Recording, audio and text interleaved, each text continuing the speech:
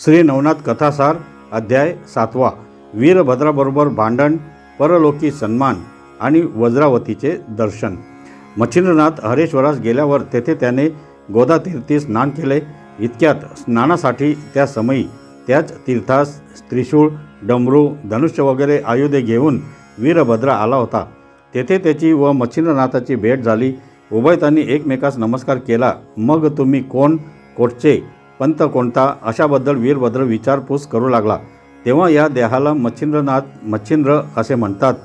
नाथपंथ तो आमचाच आहे.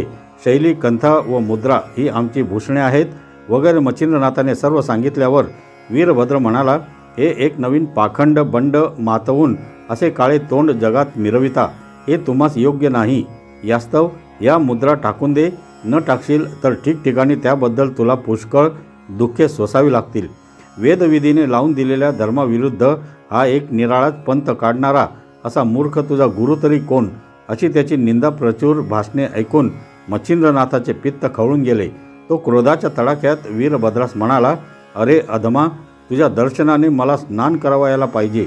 आता निमूटपणे आपल्या कामात जा, नाही तर माझ्या हाताने तू आता मरण पावशील. या भाषणाच्या वीरभद्रास अतिशय राग आला व तो म्हणाला, अरे मूर्खा, आता तुझा प्राण घेतो पहा. असे म्हणून त्याने धनुष्यासह अर्धचंद्र निर्वाण बाण काढला.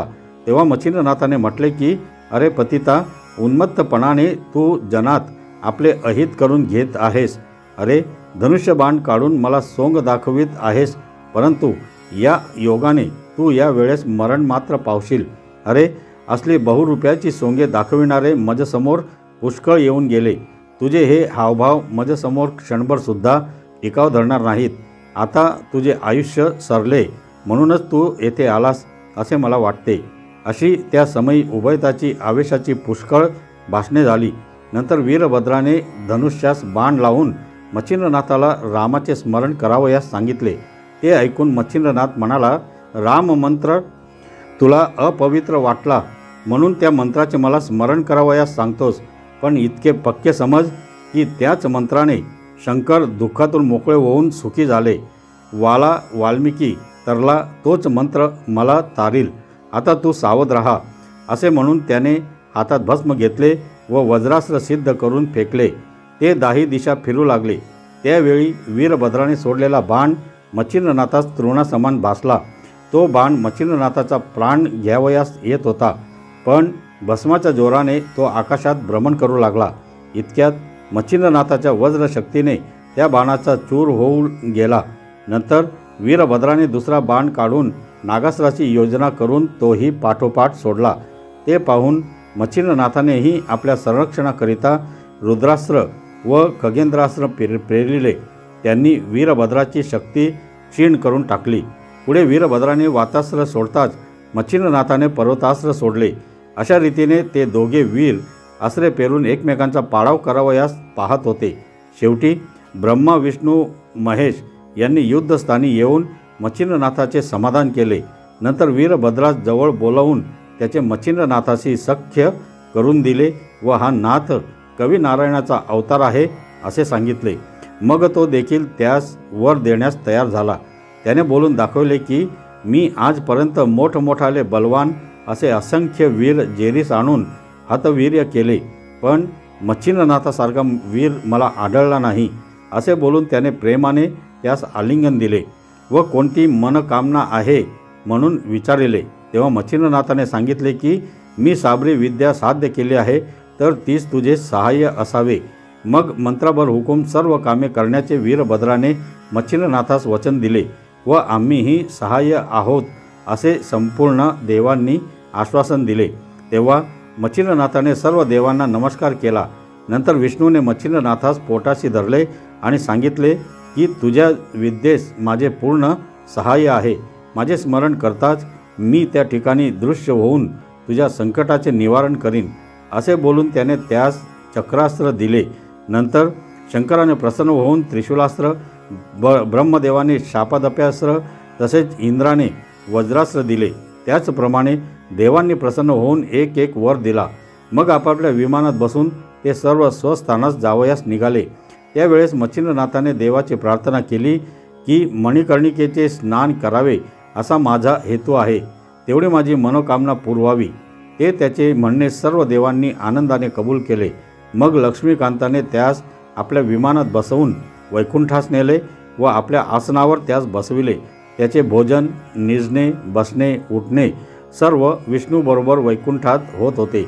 वैकुंठात असता मच्छिंद्रनाथ नित्य मणिकर्णिकेचे स्नान करीत असे. एकदा आपण पूर्वजन्मी मेरू पर्वतावर घेतलेली समाधी पाहण्याची इच्छा होऊन त्याने हा आपला हेतू विष्णूस कळविला. म्हणून त्याने त्यास तेथे नेऊन एक वासुदेवाची व दुसरी नवनारायणाची अशा समाधी दाखविल्या. त्या पाहून तो आनंद पावला. मच्छिंद्रनाथ वैकुंठास 1 वर्षभर राहिला. तेथून त्यास शंकर कैलासी घेऊन गेले. तेथेही तो 1 वर्षभर राहिला. मग मोठ्या सन्मानाने इंद्र त्यास अमरावतीस घेऊन गेला. तो तेथे 3 महिने होता. नंतर ब्रह्मदेवाने सांगितल्यावरून नारद येऊन त्यास सत्यलोकास घेऊन गेला. तेथे तो 6 महिने राहिला. पुढे सर्व देवांनी त्यास आपल्याकडे 1 दिवस आग्रहाने राहून घेतले. तो एकंदर 7 वर्ष स्वर्गात राहून पाहुणचार खात होता. नंतर सर्वांना विचारून तो मृत्यूलोकी यावयास निघाला. तेव्हा सर्व देवांनी त्याला विमानात बसवून अति आदराने मृत्यूलोकी आणून पोचविले. नंतर ते स्वर्गास गेले व मच्छिंद्रनाथ तीर्थयात्रेस निघाला. मच्छिंद्रनाथ फिरत फिरत केकडा देशातील वज्रवनात गेला. त्या ठिकाणी वज्र भगवतीचे स्थान आहे. तेथे त्याने 360 उष्णोदकाची कुंडे पाहिली. तेव्हा त्यास परम आश्चर्य वाटले. मग तेथल्या सर्व तीर्थात स्नान करून तो अंबिकेच्या देवालयात गेला व पुजाऱ्यास बोलावून कुंडांबद्दल विचारू लागला. तेव्हा पुजाऱ्याने सांगितले की पूर्वी या ठिकाणी वशिष्ठ मुनीने यज्ञ केला. त्या समयी सर्व देव खाली आले होते. त्यांनी स्नानास गेल्यावर ऊन पाण्याची म्हणजे गरम पाण्याची कुंडे निर्माण केली व स्नान करून आपापली नावे कुंडास ठेवली. ते देव 12 वर्ष 12 दिवसपर्यंत तेथे राहिले होते. यज्ञ समाप्त झाल्यावर देव परत गेले, पण कुंड अजूनपर्यंत त्याच ठिकाणी आहेत. असा मजकूर ऐकल्यावर आपणही कुंडे निर्माण करावी असे मच्छिंद्रनाथाच्या मनात येऊन त्याने त्रिशूळाच्या योगाने कुंडे खणून तयार केली व वरुण मंत्र जपून भोगावतीचे उदक उत्पन्न केले. मग अग्निमंत्र जपताच त्यात अग्नीने प्रवेश करून पाणी ऊन केले. नंतर त्या नव्या भोगावतीच्या कुंडात मच्छिंद्रनाथाने स्नान करून तो वज्रादेवीच्या देवळात गेला व तिला त्या कुंडातील ऊन पाण्याने स्नान घातले. तेव्हा तिने त्यास शाबासकी देऊन 1 महिना राहून घेतले.